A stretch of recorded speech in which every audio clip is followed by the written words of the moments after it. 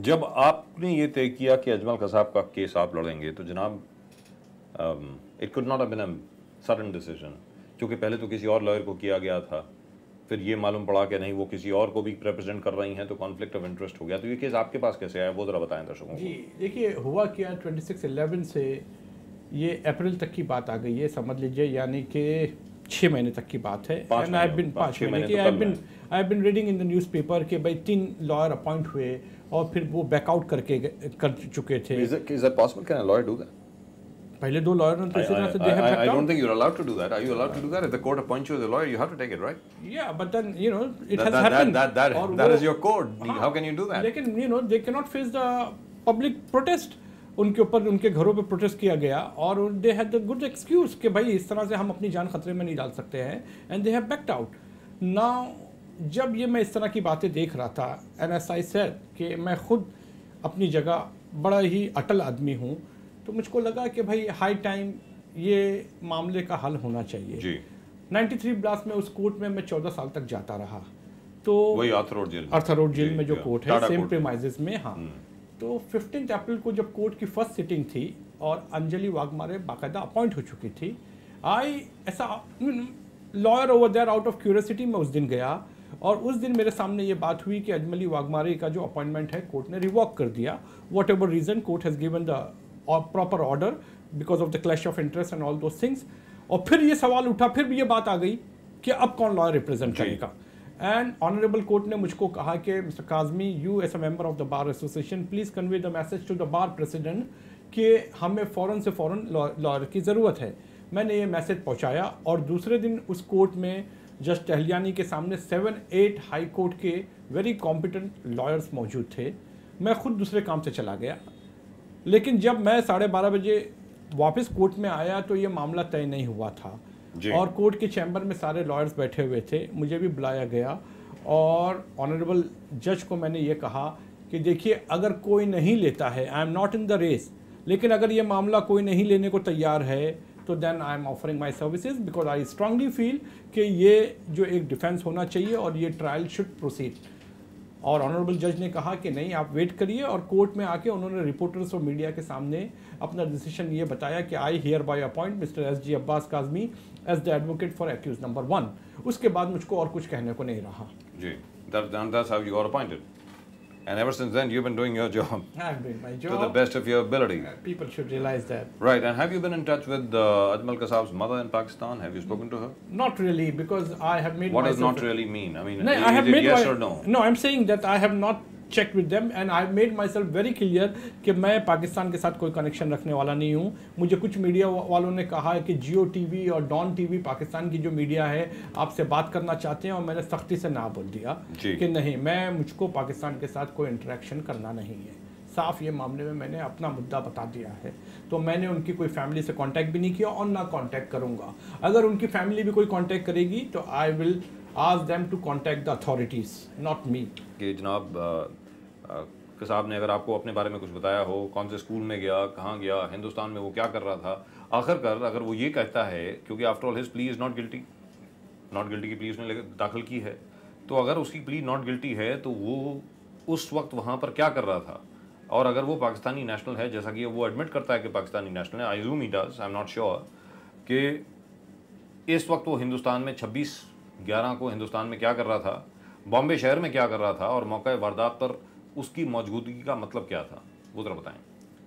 देखिए, एक तो मैंने आपको पता है कि ये एक प्रिविलेज कम्युनिकेशन होता है between advocate and his client. I agree with you. Even the honourable court doesn't interfere in this matter. Absolutely not. और ये तभी मैंने कहा अगर बता सकते हैं नहीं, डिफेंस की एक स्ट्रेटजी होती है, तो ये मैं अभी अपने कार्ड्स ओपन नहीं कर सकता हूँ, और ये जो स्ट्रेटजी है ये फाइनल आर्गूमेंट पे खुल के सामने आएगी। जी, स्ट्रेटजी फाइनल आर्गूमेंट पे खुल के सामने आएगी, उसके पहले नहीं आएगी जी। But your client has also already been interrogated by the police, right, and that has the statement been accepted by the court, the interrogation?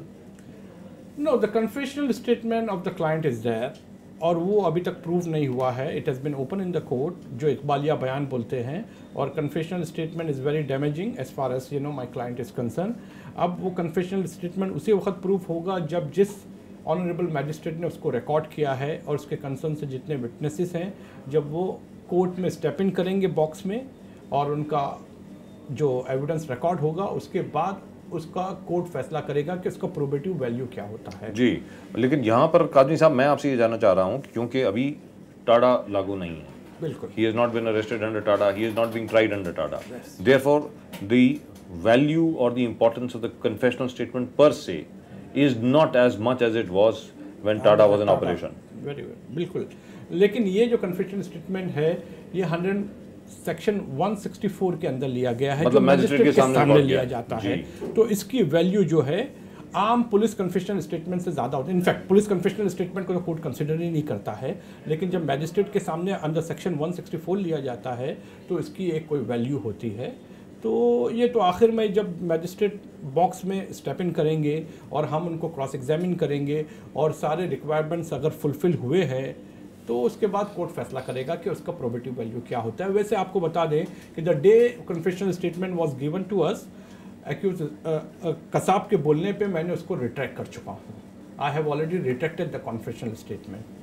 Confessional statement retract हो चुकी है, मतलब as far as Kasab is concerned, he did not make that confessional statement, yes, it was not and whatever is there has been done so under duress. Yes, effectively. Yes, that's what it has been that's done what on, he said. taken on record immediately. The copies were provided. What about his injuries? He was shot at. He's injured at the moment. Have his injuries healed? Yeah, is his injuries are there, but that prosecution has to prove that those injuries are due to the police firing. They have to prove that.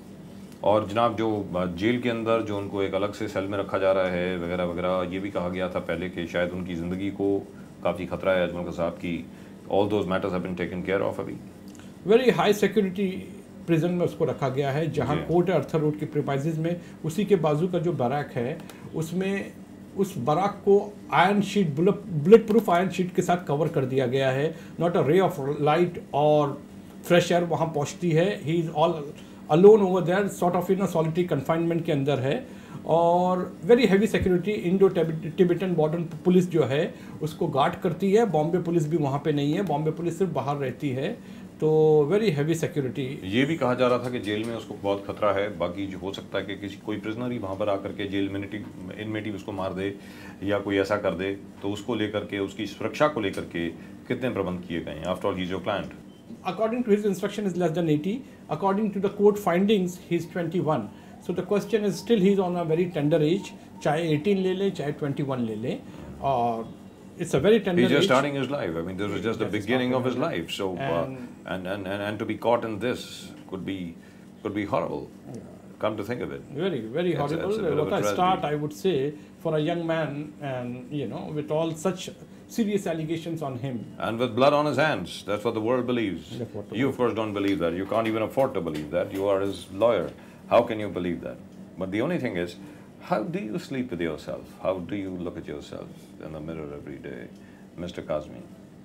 You are defending a man who the world believes killed so many of your fellow countrymen in cold blood. He's a man who killed Hemant Karkare. He's a man who killed Ashok Khamte. He's a man who killed Vijay Salaskar. He's the man who killed so many other people. And his fellows, his colleagues, killed more than 170 other people in Bombay. How do you live with yourself? See, as I said, it has to be proved. And this is what our legal system is. And as a professional, I am doing my duties. As a professional duties, मुझे जो है court ने appoint किया है इस मकसद के लिए, तो ये मकसद मुझे पूरा करना है। And as I said, I am doing a service to the nation, क्योंकि जब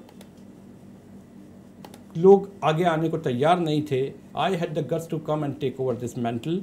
एंड जो प्रोसिक्यूशन जो है वो अपने मकसद में जब कामयाब होगा तब देखेंगे। अगर हम अपने मकसद में कामयाब हुए तो वो आप देखेंगे। तो हमें अपना काम करना है और हमें अपना काम करने दिया जाना चाहिए।